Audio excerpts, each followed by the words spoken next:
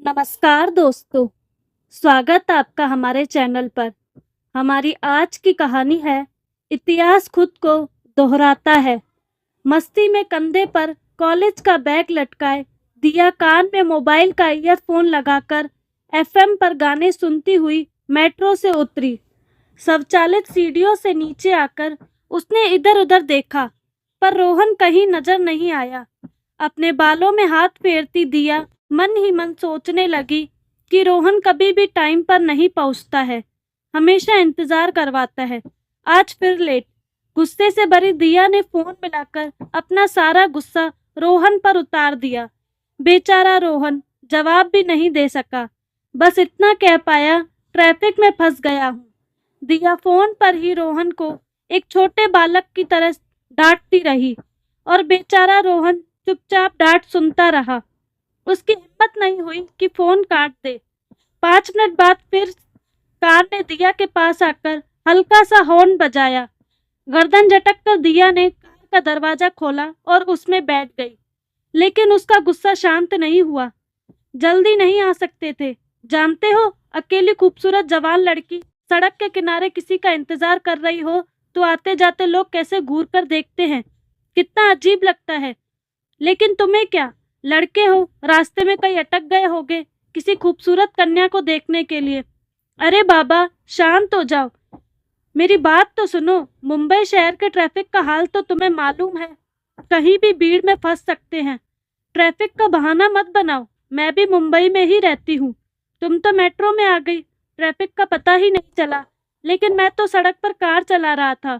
बहाने मत बनाओ, सब जानती हूँ तुम लड़कों को। कहीं कोई लड़की देखी नहीं कि रुक गए घूरने या छेड़ने के लिए। तुम इतना विश्वास के साथ कैसे कह सकती हो? विश्वास तो पूरा है, पर फुर्सत में बताऊंगी कि कैसे मुझे पक्का यकीन है। तो अभी बता दो फुर्सत में। इस समय तो तुम कार की रफ्तार बढ़ाओ, मैं शुरू से फिल्म देखना चाहती हूँ। देर से पहुंचे तो मजा नहीं आएगा। सिनेमा हॉल में अंधेरे में दिया फिल्म देखने में मस्त थी। तभी उसे लगा कि रोहन के हाथ उसके बदन पर रेंग रहे हैं। उसने फौरन उसके हाथ को झटक दिया और अंधेरे में घूर कर देखा। फिर बोली, रोहन चुपचाप फिल्म देखो, याद है ना मैंने कार में क्या कहा था? एकदम सच कहा था। जीता जागता उदाहरण तुमने खुद ही दे दिया। जब तक मैं ना कहूँ अपनी सीमा में रहो, वरना कराटे का एक हाथ यदि भूले से भी लग गया तो मेरे से यह मत कहना कि बॉयफ्रेंड पर ही प्रैक्टिस। यह सुनकर बेचारा रोहन अपनी सीट पर सिमट गया और सोचने लगा किस घड़ी में कराटे चैंपियन लड़की पर दिल दे बैठा। फिल्म समाप्त होने पर रोहन कुछ अलग अलग सा चलने लगा, तो दिया ने उसका हाथ पकड़ा और बोली, इस तरह छिटक के कहाँ जा रहे हो? भूख लगी है, रेस्टोरेंट में चलकर खाना खाते हैं। और दोनों पास के रेस्टोरेंट में खाना खाने चले गए। कोने की एक सीट पर बैठे रोहन व दिया बातें करने व खाने में मस्त थे। तभी शहर के मशहूर व्यापारी मोहन त्रिपाठी भी उसी रेस्टोरेंट में अपने कुछ मित्रों के साथ आए और एक मेज पर बैठकर बिजनेस की बातें करने लगे। आज के भागदौड़ के समय में घर के सदस्य भी एक दूसरे के लिए एक पल का समय नहीं निकाल पाते। दिया के पिता मोहन त्रिपाठी भी इसी का एक उदाहरण है। आज बाप बेटी आमने सामने की मेज पर बैठे थे, फिर भी एक दूसरे को देख नहीं सके। लगभग 1.5 घंटे तक रेस्टोरेंट में बैठे रहने के बाद पहले दिया जाने के लिए उठी। वह मोहन की टेबल के पास से गुजरी और उसका पर्स टेबल के कोने से अटक गया। जल्दी से पर्स छुड़ाया और सॉरी अंकल कहकर रौनक के हाथ में हाथ डाले निकल गई। उसे इस बात का एहसास ही नहीं हुआ कि वह टेबल पर बैठे अंकल और कोई नहीं, उसका पिता मोहन त्रिपाठी थे। लेकिन पिता ने देख लिया था कि वह उसकी बेटी है। अपने को नियंत्रण में रखकर वह बिजनेस डील पर बातें करते रहे। उन्होंने यह जाहिर नहीं होने दिया कि वह उनकी बेटी थी। रेस्टोरेंट से निकलकर मोहन सीधे घर पहुंचा। उनकी पत्नी निर्मला कहीं बाहर जाने की तैयारी कर रही थी। मेकअप करते हुए निर्मला ने पति से पूछा, क्या बात है, दोपहर में कैसे आना हुआ? तबीयत तो ठीक है ना? हाँ ठीक है। तबीयत ठीक है तो इतनी जल्दी? कुछ बात तो है। आपका घर लौटने का समय तो रात के 12 बजे के बाद ही होता है। आज क्या बात है? कहाँ जा रही हो? किटी पार्टी में, और कहाँ जा सकती हूँ? एक सफल बिजनेसमैन की बीवी और क्या कर सकती है? किटी पार्टी के चक्कर में कम रहो और घर की तरफ ध्यान देना शुरू करो। आप तो हमेशा व्यापार में डूबे रहते हैं। ये अचानक घर की तरफ ध्यान कहाँ से आ गया? अब समय आ गया है कि तुम दिया की ओर ध्यान देना शुरू कर दो। आज उसने वह काम किया है कि जिसकी कल्पना भी मैं नहीं कर सकता था।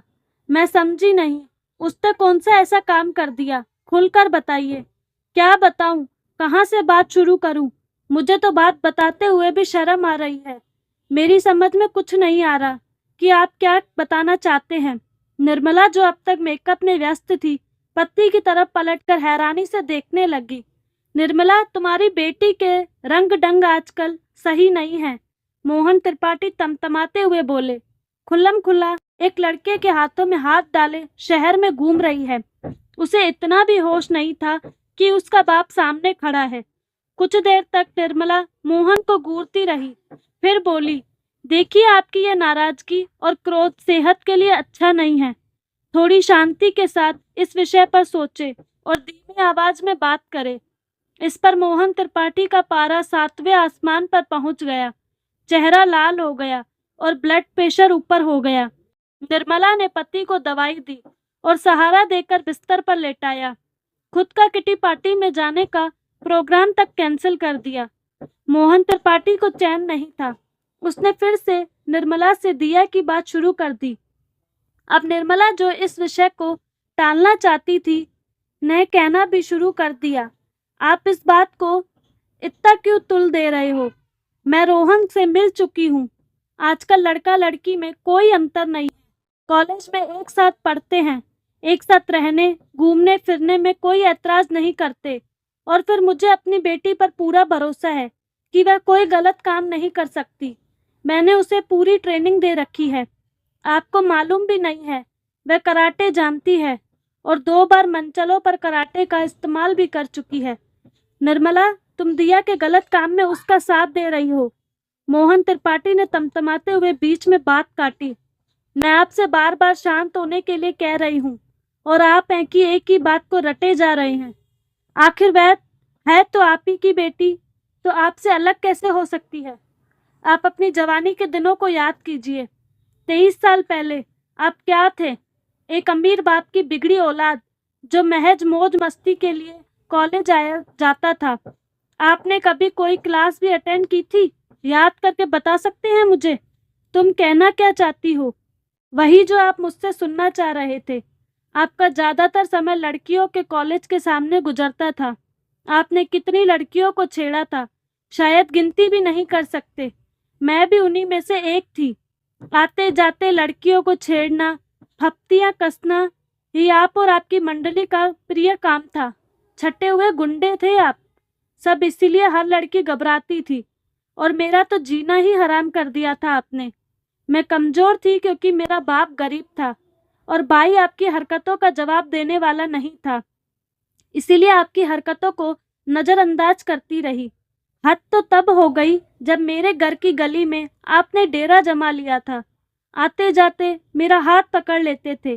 कितना शर्मिंदा होना पड़ता था मुझे।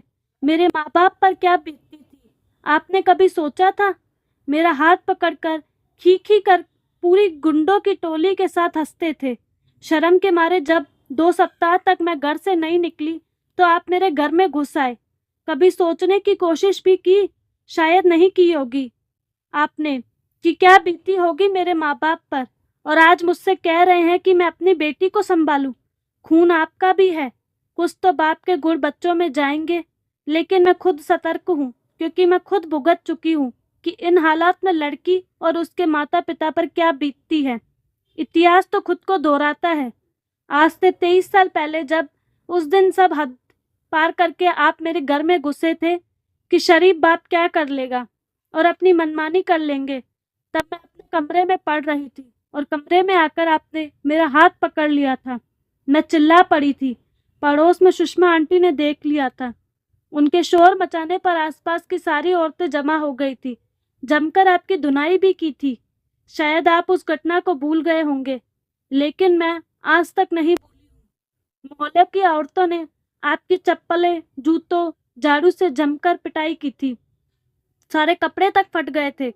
नाक से खून निकल रहा था और आपको पीटता देख आपके सारे चमचे दोस्त भाग गए थे और उस अधमरी हालत में घसीटते हुए सारी औरतें आपको इसी घर में लाई थी। ससुर जी भागते हुए दुकान छोड़कर घर आए और आपकी करतूतों के लिए सिर झुका लिया था, लिखित माफी मांगी थी। कहो तो अभी भी वह माफी माना दिखाऊं? अभी तक संभाल कर रखा है। मोहन त्रिपाठी कुछ नहीं बोल सके और दम सर बिस्तर पर बैठ गए। निर्मला ने उनके अतीत का आईना सामने जो रख दिया था। सच कितना कड़वा होता है, शायद इस बात का अंदाजा उन्हें आज हुआ। आज इतिहास करवट बदलकर सामने खड़ा है। खुद अपना चेहरा देखने की हिम्मत नहीं हो रही है। सुध-बुध खोकर वह शून्य में गुम हो चुके थे। निर्मला क्या बोल रही है उनके कान नहीं सुन रहे थे, लेकिन निर्मला कहे जा रही थी, आप सुन रहे हैं ना? चोटग्रस्त होने की वजह से 2 हफ्ते तक आप बिस्तर से नहीं उठ सके थे। जो बदनामी आपको आज याद आ रही है मेरे माता पिता और ससुर जी को भी आई थी। बदनामी लड़के वालों की भी होती है। एक गुंडे के साथ कोई अपनी लड़की का ब्याह नहीं करा रहा था।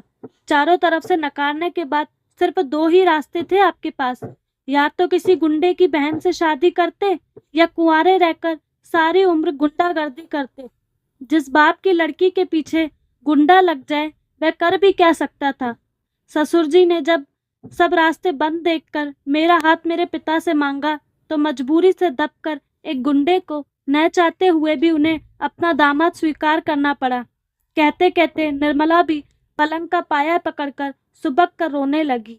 बात तो सच है, जवानी की रवानी में जो भी कुछ किया जाता है उसका भूल कर भी हम सभी बच्चों से एक आदर्श व्यवहार की उम्मीद करते हैं। क्या अपने और अपने बच्चों के लिए अलग आदर्श होने चाहिए? कदापि नहीं। पर कौन इसका पालन करता है? मोहन त्रिपाठी तो केवल एक पात्र है जो हर व्यक्ति चरितार्थ करता है। तो दोस्तों, कैसी लगी आपको कहानी?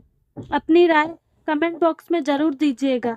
अगर आप भी हमारे चैनल पर नए आए हैं तो प्लीज़ चैनल को लाइक, शेयर और सब्सक्राइब जरूर करें और ऐसी कहानियों के लिए हमसे जुड़े रहे। धन्यवाद।